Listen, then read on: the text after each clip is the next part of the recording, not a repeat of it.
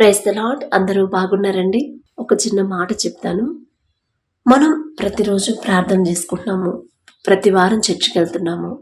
ఎక్కడైనా మీటింగ్స్ అయితే మన ఊరు దాటి వేరే ఊర్లో మీటింగ్స్ అయినా కూడా అక్కడికి కూడా వెళ్ళి మీటింగ్స్కి అటెండ్ అయ్యి దేవుణ్ణి ఆరాధించుకొని వస్తూ ఉంటాము.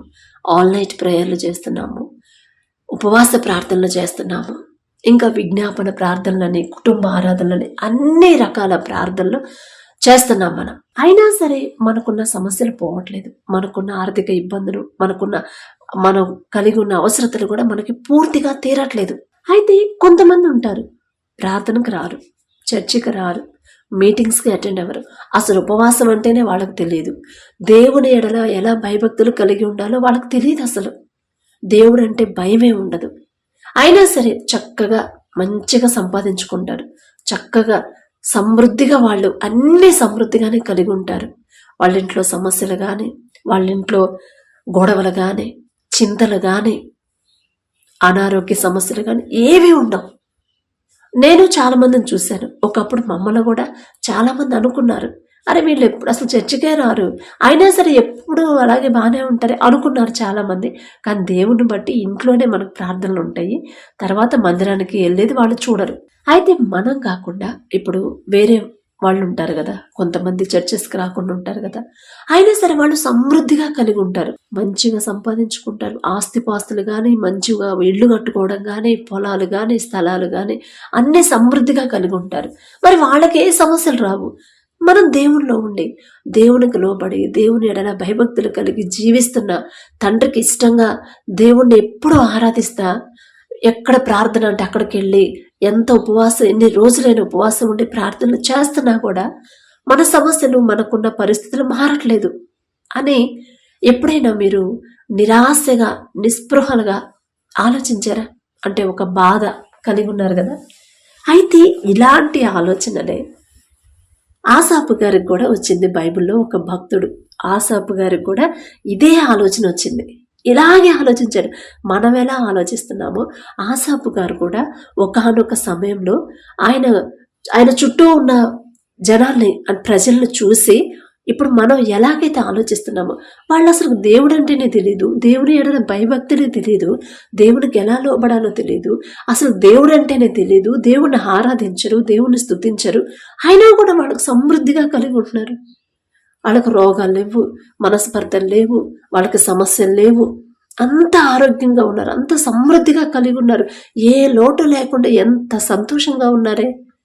కానీ ఎప్పుడు దేవుణ్ణి ఆరాధిస్తా, ఎప్పుడు దేవుని స్తుతిస్తా, ఎప్పుడు దేవుని మందిరానికి వెళ్తా, ప్రతి రోజు కూడా దేవుని పని చేస్తానే ఉన్నాం. అయినా సరే ఎందుకని నా జీవితంలో ఒక తృప్తి అనేది లేదు అని ఆసాపు గారు కూడా కీర్తనల గ్రంథము 73వ అధ్యాయంలో ఆలోచిస్తారు.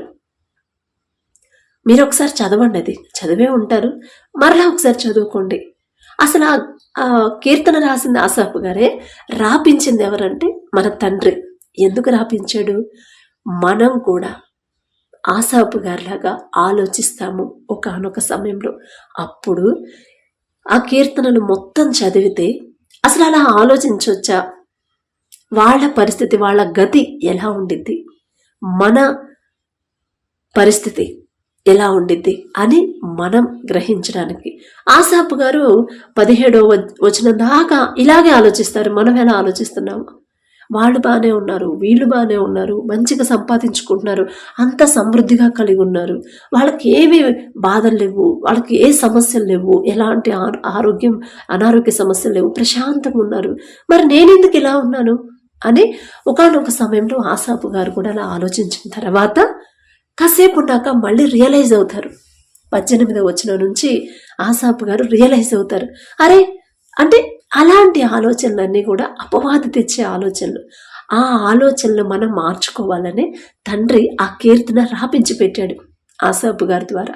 ఆ తర్వాత ఆసాపు గారు రియలైజ్ అవుతారు, అరే ఇదేంటి, నేను ఎలా ఆలోచిస్తున్నాను, అసలు సర్వ సృష్టికర్త నా తండ్రి కదా, ఇప్పుడు వాళ్ళ పరిస్థితి ఇప్పుడు బాగానే ఉంది, రేపు మరణించిన తర్వాత వాళ్ళ పరిస్థితి ఏంటి? ఇప్పుడు బాగానే ఉన్నారు, మరణించిన తర్వాత వాళ్ళు ఎక్కడికి వెళ్తారు? కొంతకాలం అయిన తర్వాత వాళ్ళ పరిస్థితి ఏంటి? ఇప్పుడు పాపంలోనే జీవిస్తున్నారు. దేవుని గురించి చెప్తున్నా కూడా వాళ్ళు వినట్లేదు. వాళ్ళకు నచ్చినట్టు జీవిస్తున్నారు. వాళ్ళకు నచ్చినట్టు బ్రతుకుతున్నారు. భయం లేదు, దేవుని ఎడల భయం లేదు. ఇప్పటి వరకు బాగానే ఉంది. ఇక కొంతకాలం తర్వాత వాళ్ళ గత ఏంటి? వాళ్ళకి రావాల్సిన తీర్పు వాళ్ళకు వచ్చింది కదా. అసలు తీర్పు చెప్పేదే మన తండ్రి కదా. తీర్పులోకి తీసుకొచ్చేది, తీర్పు ఇచ్చేది మన తండ్రి కదా అని అప్పుడు రియలైజ్ అయిన తర్వాత మళ్ళీ 18వ వచనం నుంచి, అయ్యో నేనెందుకు ఇలా ఆలోచిస్తున్నాను, అసలు నేను ఎంత భయంకరంగా ఆలోచిస్తున్నాను, అసలు నేను ఎలాంటి వాడిని అని తండ్రి సన్నిధికి వచ్చి తండ్రితో మాట్లాడుతూ ఉంటాడు. అయ్యా నేను పశుప్రాయుడునయ్యా, అసలు నేను మనిషిని కాదు, మనిషిలాగా నేను ఆలోచించట్లేదయ్యా, నేను తెలివి లేని పశుప్రాయుడునయ్యానయ్యా. అసలు వాళ్ళ గురించి నేను ఆలోచిస్తున్నాను కానీ మీరు నాకు ఇచ్చిన ధన్యతని నేను ఆలోచించుకోలేకపోయాను. నీ సన్నిధిలో నేను ఒక మృగంలాగా అయిపోయానయ్యా, జంతువులాగా ఆలోచించాను. మీ ప్రేమ ఇంతగా నన్ను ప్రేమించి, ఇంతగా నన్ను ఆదరించి, ఇంతగా నన్ను జాగ్రత్తగా చూస్తున్న మిమ్మల్ని వదిలేసి వాళ్ళు బాగున్నారు, వీళ్ళు బాగున్నారు, నేనేంది ఇలా అయ్యాను, నా జీవితం ఏంది ఎట్లా ఉంది, నా కుటుంబం ఏంది ఎట్లా ఉందని నేను ఇలా ఒక జంతువులాగా ఆలోచించానయ్యా.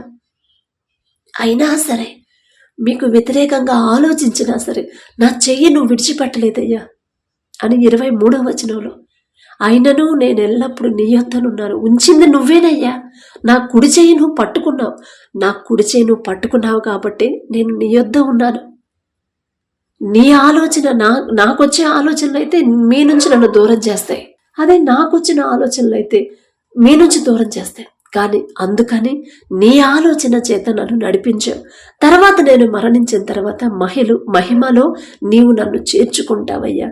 అంత గొప్ప ఘనత, అంత గొప్ప ధన్యత నీవు నాకిస్తే నేనేమో ఈ విధంగా ఆలోచించి ఒక జంతువులాగా, ఒక పశువులాగా అయిపోయానయ్యా అని అప్పుడు ఆసాపు గారు ఈ మాట అంటాడు. ఆకాశమందు నీవు తప్ప నాకెవరున్నారయ్యా, నీవు నాకుండగా ఈ లోకంలోనిది ఏదియో నాకు అక్కర్లేదు అని ఈ మాట మనం అనుకోవాలనే తండ్రి రాపించి పెట్టాడు. ఆసాపు గారు ఆలోచించినట్టు మనలో చాలా మంది ఆలోచిస్తారు. ఒకవేళ ఇలాంటి ఆలోచన వస్తే అది మార్చుకోవాలనే తండ్రి ఈ కీర్తన రాపించి పెట్టాడు.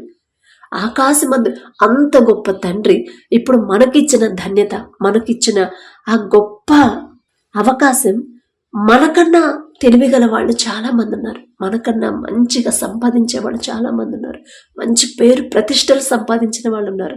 కానీ రేపు వాళ్ళు మరణించిన తర్వాత దేవునితో మహిమలో ఉంటారన్న గ్యారంటీ ఉందా? లేదు కదా. కానీ మనకుంది, ఆ ధైర్యం మనకుంది. ఖచ్చితంగా నేను మరణించిన తర్వాత నా తండ్రి దగ్గరికి నేను వెళ్తాను, నా తండ్రితో నేను ఉంటాను. ఇక్కడ అదే ఆసాపు గారు చెప్తారు, తరువాత మహిమలో నీవు నన్ను చేర్చుకుందువు. తర్వాత అంటే నేను మరణించిన తర్వాత, బ్రతికున్నంత కాలం నీ ఆలోచనతోనే నన్ను నడిపించేదవు. తర్వాత నేను చనిపోయిన తర్వాత మహిమలో పరలోకంలో నీవు నన్ను చేర్చుకుంటావయ్యా.